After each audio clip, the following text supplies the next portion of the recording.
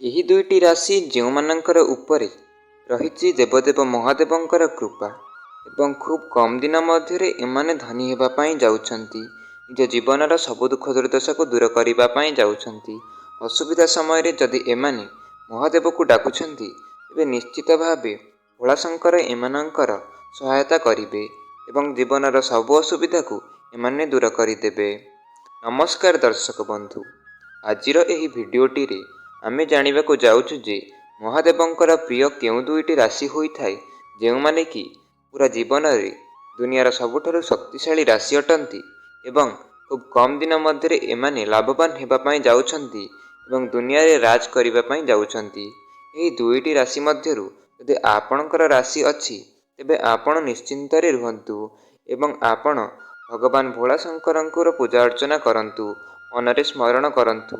ଯେଉଁ ବି କାର୍ଯ୍ୟ ଆପଣଙ୍କର ଅଧାରେ ରହୁଥିଲା ସେ ସବୁ କାର୍ଯ୍ୟ ଅଳ୍ପ ଦିନ ମଧ୍ୟରେ ହୋଇଯିବ ଏବଂ ଆପଣ ଏକ ସୁସ୍ଥ ଜୀବନଯାପନ କରିବାକୁ ଯାଉଛନ୍ତି। ନିଜ କାମରେ ଆପଣ ପ୍ରଶଂସା ପାଇବେ, ସମାଜରେ ଆପଣ ପ୍ରଶଂସା ପାଇବେ। ଯଦି ଆପଣଙ୍କର କୌଣସି ପ୍ରକାରର ଅସୁବିଧା ଥିଲା ଯାହାକୁ କି ଆପଣ ଅଧିକ ଦିନ ଧରି ଚିନ୍ତାରେ ରହୁଥିଲେ ଏବଂ ଆପଣଙ୍କ ମାନସିକ ଦୁଶ୍ଚିନ୍ତାର କାରଣ ସାଜିଥିଲା ତେବେ ଆପଣ ମାନିକି ଚାଲନ୍ତୁ ଯେ ଖୁବ୍ କମ୍ ଦିନ ମଧ୍ୟରେ ତାହା ଦୂର ହୋଇଯିବ। ଭୋଳାଶଙ୍କରଙ୍କର କୃପା ଏହି ଦୁଇଟି ରାଶି ଉପରେ ରହିଛି ଯେଉଁମାନେ କି ଆଜିର ଏହି ଭିଡ଼ିଓରେ ଆପଣମାନେ ଜାଣିବେ।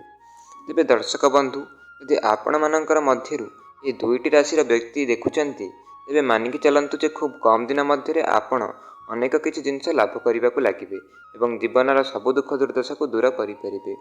ତେବେ ବନ୍ଧୁମାନେ, ଯଦି ଆପଣମାନଙ୍କୁ ଏହି ଭିଡ଼ିଓଟି ଭଲ ଲାଗୁଛି ତେବେ ନିଶ୍ଚିତ ଭାବରେ ଗୋଟେ ଲାଇକ୍ କରନ୍ତୁ ଏବଂ ତଳେ ଜୟ ମହାଦେବ କମେଣ୍ଟଟିଏ କରି ରଖନ୍ତୁ। ସର୍ବପ୍ରଥମେ ତ ଯେଉଁ ରାଶି ରହୁଛି ତାହା ହେଉଛି କନ୍ୟା ରାଶି।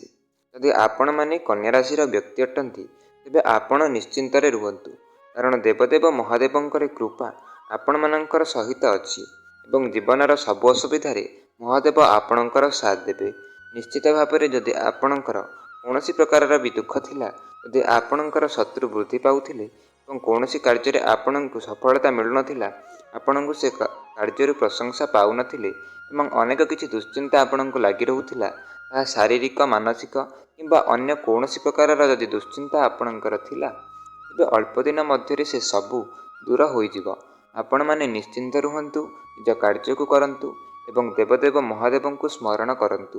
ଅଳ୍ପ କିଛି ଦିନ ମଧ୍ୟରେ ଆପଣଙ୍କର ସବୁ ଦୁଃଖ ଦୁର୍ଦ୍ଦଶା ଦେବଦେବ ମହାଦେବ ଦୂର କରିଦେବେ।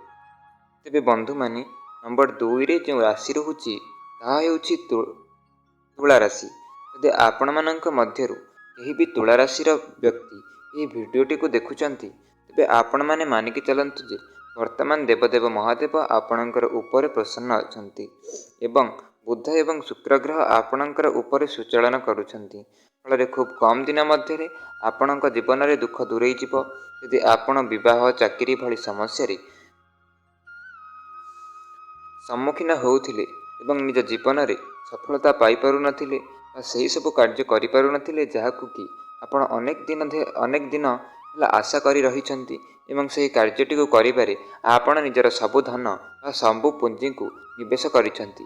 ତାହା କୌଣସି ବ୍ୟବସାୟ ହୋଇପାରେ କିମ୍ବା ଅନ୍ୟ ଯେକୌଣସି କାର୍ଯ୍ୟରେ ଆପଣ ନିଜ ପଇସାକୁ ବ୍ୟୟ କରିଛନ୍ତି ଏବଂ ସେଠାରେ ଆପଣଙ୍କର ପଇସା ଅଟକି ଯାଇଛି କିମ୍ବା ଏପରି ମଧ୍ୟ ହୋଇପାରେ ଯେ ଆପଣ ପଇସାକୁ କାହାକୁ ଦେଇଛନ୍ତି ଏବଂ ସେଠାରେ ଆପଣଙ୍କର ପଇସାଟି ଅଟକି ରହିଛି, ତେବେ ତୁଳାରାଶିର ବ୍ୟକ୍ତିବିଶେଷମାନେ ନିଶ୍ଚିନ୍ତରେ ରୁହନ୍ତୁ।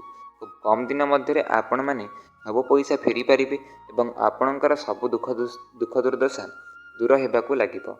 ତେବେ ଆପଣମାନେ ଯଦି ତୁଳାରାଶିର ବ୍ୟକ୍ତି ଅଟନ୍ତି ତେବେ ତଳେ କମେଣ୍ଟ ବକ୍ସରେ ଜୟ ମହାଦେବ କମେଣ୍ଟଟିଏ କରି ରଖନ୍ତୁ। ଏହାଫଳରେ ଆପଣଙ୍କ ମନରେ ଏକ ସକାରାତ୍ମକ ଚେତନାର ବୃଦ୍ଧି ହୋଇଥାଏ। ଆଗକୁ ଆସୁଥିବା ସମୟରେ ଆପଣଙ୍କର ନିଶ୍ଚିତ ଉନ୍ନତି ହେବ।